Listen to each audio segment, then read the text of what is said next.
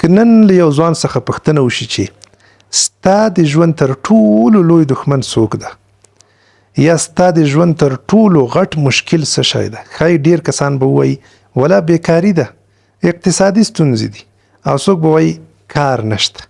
خو حقیقت دا دی چې لوی دښمن یوازې له بهر څخه نه راځي، بلکې انسان په خپله داسې کارونه کوي چې کرا ورو ورو یې راتلونکی بربادوي. زه نن ستاسې توجه 5 خطرناکو شیانو ته راګرځول غواړم. اولنی شی بې هدفه موبایل او ټولنیزې رسنۍ استعمالول. موبایل په خپله بد شی نه دی ګورئ، خو کله چې یو ځوان هره ورځ څو ساعته بې هدفه ویډیوګانې ګوري، ریلز ګوري، ټیک ټاک ته ناست دی او فیسبوک ګوري، نو دی په حقیقت کې د ژوند تر ټولو قیمتي شی او تر ټولو لویه سرمایه له لاسه ورکوي.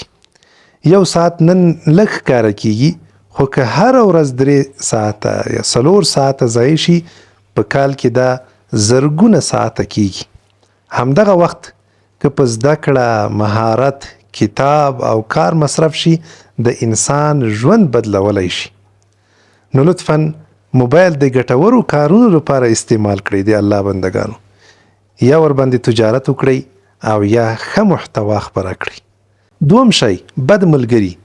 انسان ډیر وخت د خپلو ملګرو په شان کیږي. که ملګري یې نشهیي وي، سګرټیان وي، نسواریان وي، قماربازان وي، د فحش موادو او بې هدفه ګرځېدو عادت ولري، نو امکان شته چې هغه هم ورو ورو همغې لارې ته برابر شي. ځکه بد ملګري عموما انسان په یوه ورځ نه خرابوي. لومړی عادتونه بدلوي، بیا یې فکر بدلوي او بالاخره یې ژوند بربادوي.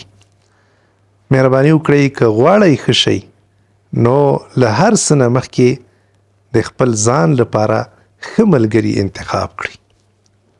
دریم شی فحش محتوا او حرامې اړیکې، ناروا روابط.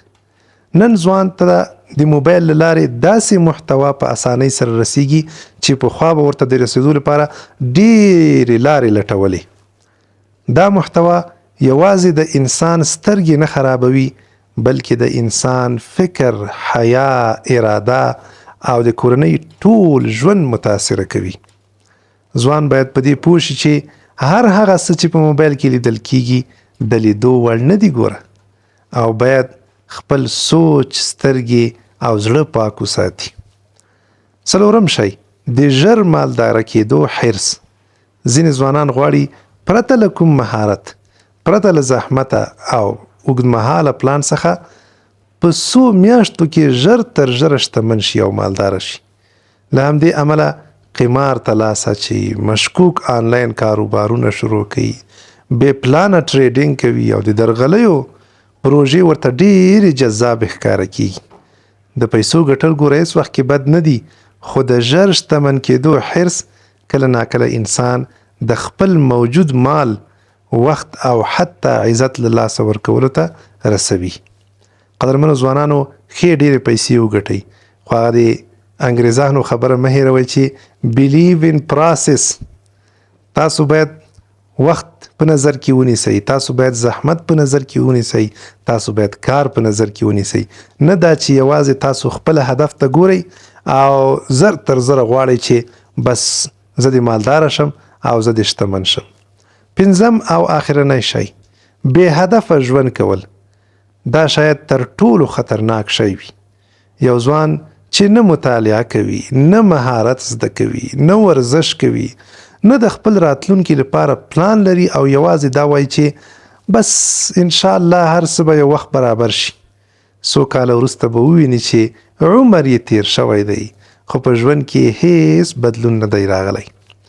لنډه دا شوه چې که یو ځوان رښتیا غواړي چې خپل راتلونکی هغه روښانه کړي او آباد کړي او جوړ کړي، باید د خپل ژوند 5 دروازې کنټرول کړي: وخت، موبایل، ملګري، سترګې او هدف. که دا 5 شیان سم شي، د انسان د ژوند ډیره برخه ورسره سمیږي. مینه او مننه.